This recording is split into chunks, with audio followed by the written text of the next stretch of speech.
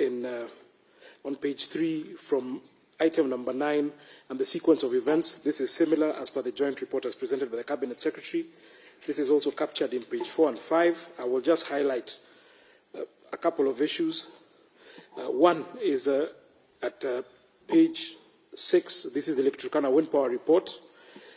At number 16, where it is stated that the fault was initiated by the voltage dip on the Luangalani-Suswa 220 kV transmission line. On the detection of the voltage dip, Lake Turkana Wind Power DRPC STATCOM started to support the grid by increasing reactive power output. The output of the STATCOMs increased from 10 MVR to 100 MVR. The STATCOMs have set limits. Is that page on your document or no? CS's document? That is page 6, Chair. Of your document? Of the document that is before you. You know, many documents are before us. This is the report of the... For you are doing... Yes, yeah, the report of referred EPRA. to CS's document. Thanks. Chair, I think it was important that I highlight this because this is the position as put to us as the regulator by Lake Turkana Wind Power at item number 16,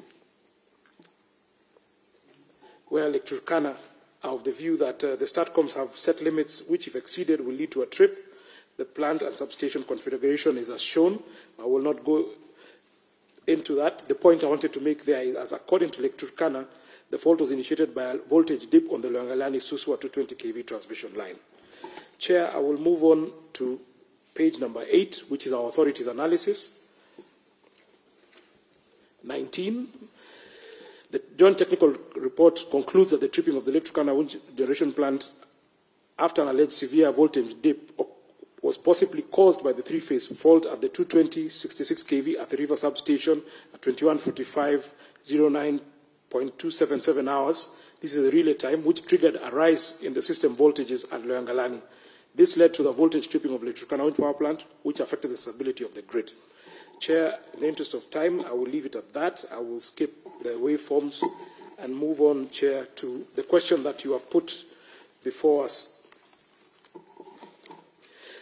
Chair, I will move on to page 12, and I will want to highlight the sections of the grid code. This is at item 22 of our report, which states that at section 7.2.3.1 of the Kenya National Transmission Grid Code 2021 provides fault ride through the requirements of variable renewable energy power plants. This includes a VRPP shall remain connected to the Kenya National Transmission System for voltage disturbances on all or any of the phases where the system voltage measured in HV terminals of the connection transformer remains above the specified level for a specified length of time.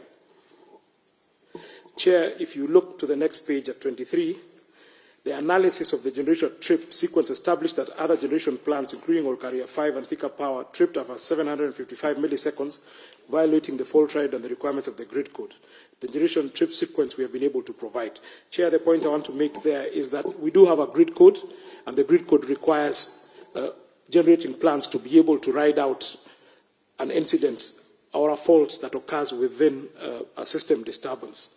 Lake Turkana wind power plant were not able to then comply with the provisions of the grid code in terms of riding out that system disturbance, but not singling out Lake Turkana. This is also noted with other generators as well. Chair, honourable members, moving on to the specific questions that you have asked, what actions we have taken. This is page 16 and 17 of the report that is before you.